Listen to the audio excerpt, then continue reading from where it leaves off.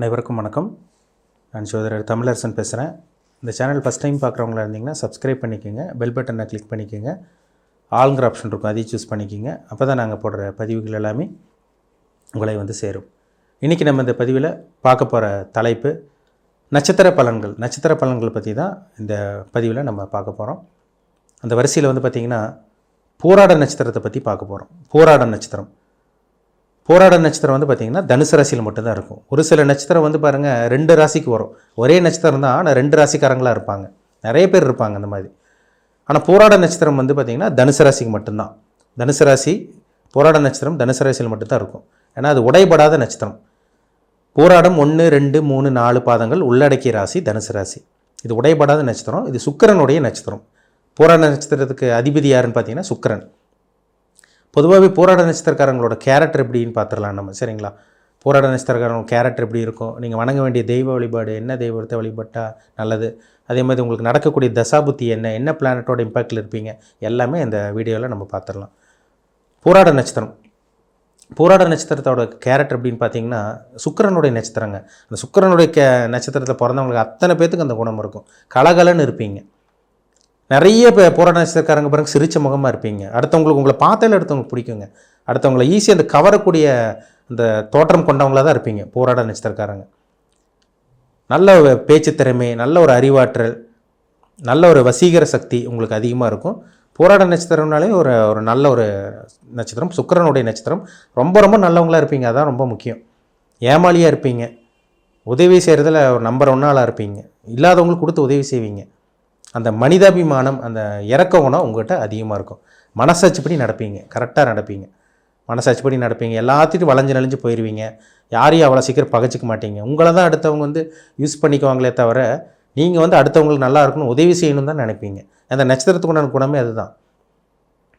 சிரிச்ச முகமாக இருப்பாங்க. அதனால் முன்னாடியே சொன்னேன், போராட நட்சத்திரக்காரங்களே ஒரு நல்ல ஒரு நட்சத்திரம்னு சொல்லிடலாம். கலகலன்னு பேசி அடுத்தவங்களை வந்து பார்த்திங்கன்னா மகிழ வைக்கக்கூடிய நட்சத்திரம். அடுத்தவங்களை ஈஸியாக வந்து பார்த்திங்கன்னா சந்தோஷப்படுத்திடுவீங்க. இந்த நட்சத்திரத்துக்கு உண்டான ஒரு கேரக்டர் தான். நல்ல குணம், நல்ல மனம், நல்ல மனசாட்சிப்படி நடந்துக்குவீங்க. நல்ல மனசு இருக்கும் உங்களுக்கு, அது சந்தேகமே கிடையாது. ஒரு சில நட்சத்திரக்காரங்கள் கூட கொஞ்சம் பிடிவாதமாக கட் அண்ட் ரைட்டாக இருப்பாங்க. நீங்கள் வந்து எதாக இருந்தாலும் கொஞ்சம் அட்ஜஸ்ட் பண்ணி போவீங்க. ஃப்ளெக்சிபிள்னு சொல்லிடலாம். வளைஞ்சு நெளிஞ்சு போகக்கூடியவர்கள் தான் போராட நட்சத்திரக்காரங்கள்.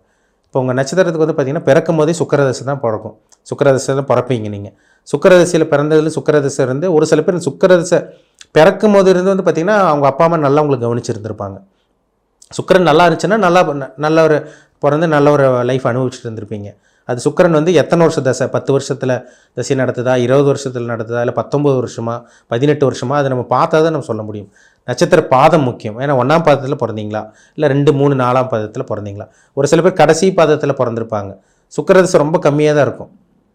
இப்போ நடுப்பாதத்தில் பிறந்து கிட்டத்தட்ட 2ஆம் பாதம் இல்லை 3ஆம் பாதத்தில் பிறந்தவங்களுக்கெல்லாம் ஒரு 8 வருஷம் 10 வருஷம் ஒரு அப்ராக்சிமேட்டாக சொல்கிறேன், அந்த இதில் இருப்பீங்க நீங்கள். நட்சத்திர பாதம் ரொம்ப முக்கியம். பிறந்ததுலேருந்து சுக்கிரதசை வந்து ஒரு சில பேர் நிறையா ஒரு நல்ல ஒரு வாழ்க்கை பிறந்ததுலேருந்து அவங்க ஆசைப்பட்டதெல்லாம் கிடச்சி நல்ல ஒரு சொகுசான வாழ்க்கை அனுபவிச்சுட்டு இருக்க போராட நட்சத்திரக்காரங்களும் இருக்காங்க. பிறந்ததுலேருந்து எதுவுமே எங்களுக்கு கிடைக்கல, பிறந்ததுலேருந்து கஷ்டம்தான், பிறந்ததுலேருந்து வறுமையில் தான் வாழிட்டு இருக்கோம், எங்கள் சொகுசான வாழ்க்கை அனுபவிச்சதில்லை, கஷ்டம், பணப்பிரச்சனை எல்லாமே அப்படி தாங்க சார் போயிட்டுருக்குன்னு அந்த மாதிரி ஒரு வாழ்க்கையை அனுபவிச்சுட்டு இருக்கவங்களும் இருக்காங்க. சுக்கிரன் ஜாதகத்தில் ராகுவோடைய சனியோட சேர்ந்த சொகுசு வாழ்க்கையை அனுபவிக்க விடாது.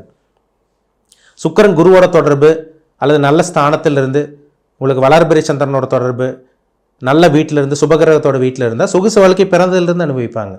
அப்போ ஜனன ஜாதகத்தில் பர்த் சார்ட்டில் சுக்கிரன் அமர்ந்த இடம் ரொம்ப முக்கியம். சுக்கிரன் வந்து சொகுசுக்கு உண்டான கிரகம், உல்லாசத்துக்கு உண்டான கிரகம். உலகத்தில் இருக்க அத்தனை விதமான இன்பங்களும் சொகுசையும் ஆடம்பர வாழ்க்கை அனுபவிக்கிற கிரகம், கொடுக்கக்கூடிய பிளானட் வந்து சுக்கிரன் தான். சுக்கிரன் ஜாதகத்தில் நல்லா இருந்தால் சொகுசு அனுபவிக்க முடியும். சுக்கிரன் சனியோடைய ராகோட இருந்தால் பாருங்கள் சொகுசு அனுபவிக்க முடியாது அவங்களால. இப்போ சுக்கிரன் ராகு சுக்கிரன் சனி இருக்கவங்களுக்கெல்லாம் பாருங்கள் திருமண வாழ்க்கையில் செக்ஷுவல் லைஃப்லேயே சில பேருக்கு பிரச்சனை வரும். அது ஜாதகத்தில் பார்த்தா தெரிஞ்சுக்கலாம். நிறைய அந்த சுக்கிரன் வச்சு சொல்லிட்டு போயிட்டே இருக்கலாங்க. நிறைய விஷயங்கள் இருக்குது. இப்போ சுக்கிரன் தசை முடிஞ்சு உங்களுக்கு 2ஆவது சூரிய தசை வரும். 2ஆவது வரக்கூடிய சூரிய தசை வந்து பார்த்திங்கன்னா ஒரு சில பேருக்கு தந்தை மூலமாக முன்னேற்றம் ஏற்படும். இல்லை இவங்க பிறந்ததுலேருந்து அப்பாவுக்கு வளர்ச்சி ஏற்படும் சூரிய தசையில் நல்ல ஒரு சில பேருக்குலாம் பாருங்கள் நல்ல ஒரு பொசிஷனில் இருப்பாங்க. சுக்கிரதசை முடிஞ்சு அந்த சூரிய தசையில் நல்ல ஒரு கல்வி, நல்ல ஒரு இவங்களுக்குன்னு ஒரு அங்கீகாரம் கிடைக்கும். நல்ல ஒரு கௌரவமான குடும்பத்தில் பிறந்தவங்களுக்கெல்லாம் பாருங்கள் இந்த 2வது வரக்கூடிய இந்த சூரிய திசை, இந்த போராட நட்சத்திரக்காரங்களும் ஒரு சில பேர் வறுமையில் இருப்பாங்க, ஒரு சில பேர் நல்ல ஒரு கௌரவமான குடும்பத்தில் பிறந்தவங்களுக்கு அந்த 2வது வரக்கூடிய சூரிய திசை நல்ல யோகத்தை செய்யும். அவங்களுக்கு நல்லா படிப்பாங்க, நல்லா அவங்களுக்கு அறிவாற்றல் இருக்கும். இவங்க மூலமாக அவங்க தந்தை குடும்பத்தில் இருக்கவங்களுக்கு நல்ல ஒரு வளர்ச்சி இருக்கும். இதில் 2வது சூரிய தசை வரும். 3வது சந்திர தசை. இப்போ சுக்கிர தசை முடிஞ்சு சூரிய தசை முடிஞ்சு அடுத்து சந்திர தசை ஒரு 10 வருஷம் நடக்கும். அந்த சந்திர தசையில் ஒரு சில பேர் பிறந்தூர் விட்டு வெளியூர் வெளிநாடு அந்த மாதிரி போய் செட்டில் ஆனவங்களும் இருக்காங்க. போராட நட்சத்திரக்காரங்க பாருங்கள், கிட்டத்தட்ட ஒரு 20 வயசுக்கு மேலே, நான் ஒரு அப்ராக்சிமேட்டாக சொல்கிறேன், ஒரு 20 வயசுக்கு மேலே வந்து பார்த்திங்கன்னா நீங்கள் ஒரு இடத்துல பிறந்திருப்பீங்க, செட்டில் ஆனதில் இப்போ இருக்கிற ஊர் வேறு ஒரு ஊராக இருக்கும், இல்லை வேறு நாடாக கூட இருக்கலாம். ஏன்னா சந்திரன் வந்து பிரயாணத்துக்கு உண்டான கிரகம். சந்திரன் வந்து ஒரு இடத்துலேருந்து இன்னொரு இடத்துக்கு நகர்த்த வைப்பார். இதுதான் சந்திரனோட வேலை. சந்திரன் வந்து திசை நடந்தவங்களுக்கு 20 வயசுக்கு மேலே பாருங்கள், ஆணாக இருந்தாலும் சரி பெண்ணாக இருந்தாலும் சரி நல்ல ஒரு வசீக தோற்றம் இதெல்லாமே ஒரு சில பேருக்கு கொடுத்துரும். ஒரு சில பேர் சந்திரன் கெட்டு போனவங்களுக்கு அந்த 20 வயசுக்கு மேலே கண்ணாடி போட வேண்டிய நிலைமை வரும். என்ன காரணம்னா சந்திரனுக்கு வந்து வலது கண், சூரியன் வலது கண், சந்திரன் இடது கண். அப்போ சந்திரன் வந்து பார்த்திங்கன்னா அந்த கண்களை பாதிக்கப்பட்டு அந்த கண்ணாடி போட வேண்டிய நிலைமை. அதேமாதிரி வந்து பார்த்திங்கன்னா அந்த ஹார்மோன் குறைபாடு, சந்திரன் கெட்டு போனால் ஹார்மோன் குறைபாடு வரும். சந்திரன் நல்லா இருந்துச்சுன்னா அந்த 20 வயசுக்கு மேலே வரக்கூடிய அந்த 10 வருஷமும் அந்த 30 வயசு வரைக்குமே அந்த சந்திர திசை ஒரு நல்ல ஒரு வாழ்க்கை, வெளியூர் வெளிநாட்டில் இருந்தால் கூட நல்ல ஒரு வேலை, நல்ல ஒரு தொழிலில் கண்டிப்பாக இருப்பாங்க போராட நட்சத்திரக்காரங்க. அதுக்கப்புறம் செவ்வாய் திசை வருங்க. 30 வயசுக்கு மேலே செவ்வாய் திசை 7 வருஷம் நடக்கும். அந்த 30 வயசுக்கு மேலே வரக்கூடிய செவ்வாய் திசை, செவ்வாய் நல்ல ஒரு இடத்துல இருந்தால் பாருங்கள், அந்த ஒரு சில பேர்லாம் பாருங்கள் அந்த காவல்துறையில் இருக்கவங்களாம் பாருங்கள் இந்த போராட நட்சத்திரத்தில் இருப்பாங்க. காவல்துறை மருத்துவர்களாக இருப்பாங்க, நிறைய பேர் இன்ஜினியராக இருப்பாங்க, கன்ஸ்ட்ரக்ஷன் ஃபீல்டில் இருப்பாங்க, ரியல் எஸ்டேட் பண்ணிகிட்டு இருக்கவங்க போராட்ட நட்சத்திரக்காரங்களாக இருப்பாங்க, ஐடி ஃபீல்ட்லேயும் ஒரு சில பேர் இருப்பாங்க. அந்த டைம்லலாம் அவங்களுக்கு வந்து பார்த்திங்கன்னா நல்ல ஒரு பொசிஷன். செவ்வாயில் வந்து பார்த்திங்கன்னா நல்லா கட்டுமஸ்தான உடல் வச்சுக்கிறது, உடம்பை ப்ராப்பராக மெயின்டைன் பண்ணுறது, இதெல்லாமே இந்த செவ்வாய் திசையில் நடக்கும். செவ்வாய் லக்னத்துக்கு நல்ல ஒரு அமைப்பில் இருந்தாருன்னா செவ்வாய் நல்லது பண்ணுவார். செவ்வாய் லக்னத்துக்கு இப்போது மேஷ லக்னத்துக்கு செவ்வாய் நல்லது பண்ணுவார். இதே கன்னி லக்னத்துக்கும் மிதுன லக்னத்துக்கும் செவ்வாய் நல்லது பண்ண மாட்டார். மகர லக்னத்துக்கு வந்து பார்த்திங்கன்னா செவ்வாய் அவர் வந்து பார்த்திங்கன்னா பெரிய யோகத்தை பண்ண மாட்டார். அவர் இருக்கிற இடத்த பொறுத்து. இதே மீன லக்னம் தனுசு லக்னத்துக்கெல்லாம் செவ்வாய் ராஜயோக அதிபதி, பரிபூர்ண ராஜயோக அதிபதி, நல்லது பண்ணிட்டு போயிட்டே இருப்பார். இப்போ என்னென்ன லக்னத்துக்கு என்னென்ன செவ்வாய் நல்லது பண்ணுவோம்னு பார்த்தீங்கன்னா லக்னத்தை வச்சு நம்ம சொல்ல முடியும் லக்னாதிபதியோட நிலைமை என்ன, இப்போ செவ்வாய் என்ன பொசிஷனில் இருக்குது. செவ்வாய் திசையில் பாருங்கள் 30 வயசுக்கு மேலே வரக்கூடிய செவ்வாய் திசை ஒரு சில பேருக்கெல்லாம் கவர்மெண்ட் ஜாப் கிடச்சிடும், அரசாங்கத்தில் இருப்பாங்க, நல்ல பொசிஷனில் இருப்பாங்க, அதிகார பதவியில் இருப்பாங்க. நிறைய பேர் மருத்துவர்கள், நான் முன்னாடி சொன்ன மாதிரி மருத்துவர், காவல்துறை அதிகாரிகள், நிறைய பேர் போராட நட்சத்திரக்காரங்க வந்து பார்த்திங்கன்னா அந்த ஏர்ஃபோர்ஸ், அந்த மிலிட்ரி இதெல்லாம் இருக்கவங்களும் இருக்காங்க. போராட நட்சத்திரக்காரங்க இருக்க தான் செய்கிறாங்க. இப்போ ஒவ்வொருத்தரும் ஒவ்வொரு கர்மாவில் பிறக்கிறாங்க. அப்போ அந்த தசாபுத்தி இந்த கிரகங்கள் வந்து எந்த லக்னத்துக்கு எந்த அமைப்பில் இருக்குது, என்ன கர்மாவில் இருக்காங்க, அது வந்து ஜனன ஜாதகத்தில் கிரகங்கள் அமர்ந்த இடத்த பொறுத்து தான் நம்ம துல்லியமாக சொல்ல முடியும். சரிங்களா? அடுத்து ராகு திசை, முக்கியமான திசைங்க. இந்த 30 வயசுக்கு மேலே வரக்கூடிய அந்த ராகு திசை 18 வருஷம் திசையை நடத்தும்.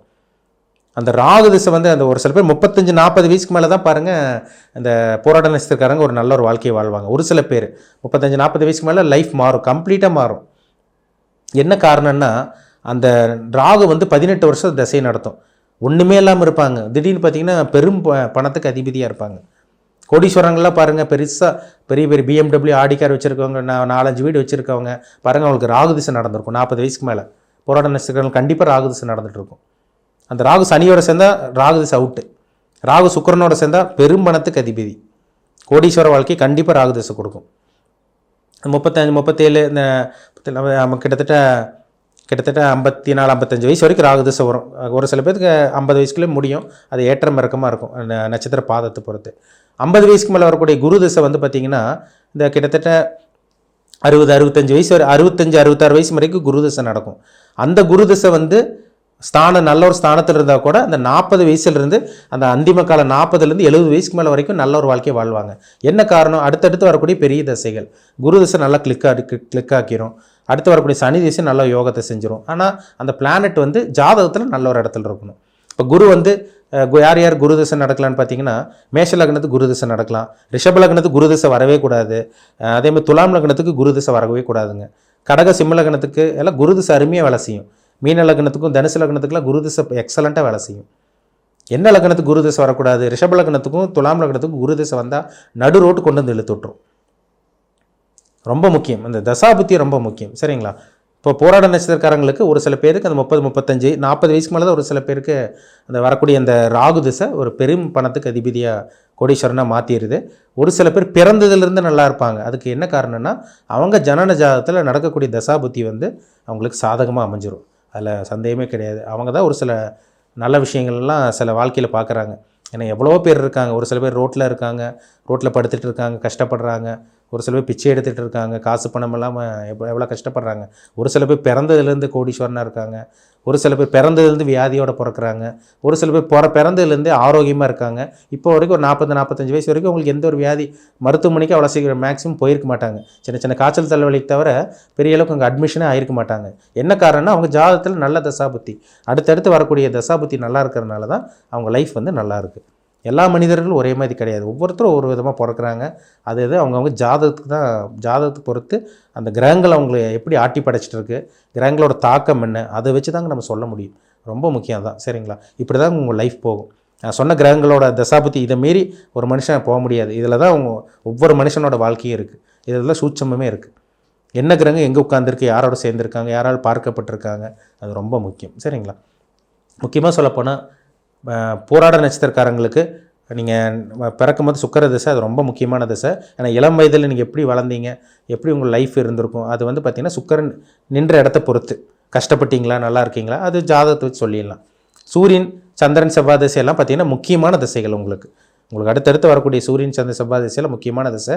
இதே நீங்கள் சிம்ம லக்னம், மேஷ லக்னம், சிம்ம லக்னம், கடக லக்னம், விருச்சக லக்னம், தனுசு, மீன லக்னத்தில் பிறந்தீங்கன்னா அடுத்தடுத்து அந்த சுக்கிரதசை வந்து 10, 15 வயசுக்கு அப்புறமே சூரியன் சந்திரன் செவ்வாய் கிட்டத்தட்ட இது வந்து ஒரு கிட்டத்தட்ட 20 வருஷத்துக்கு மேலே வரும்.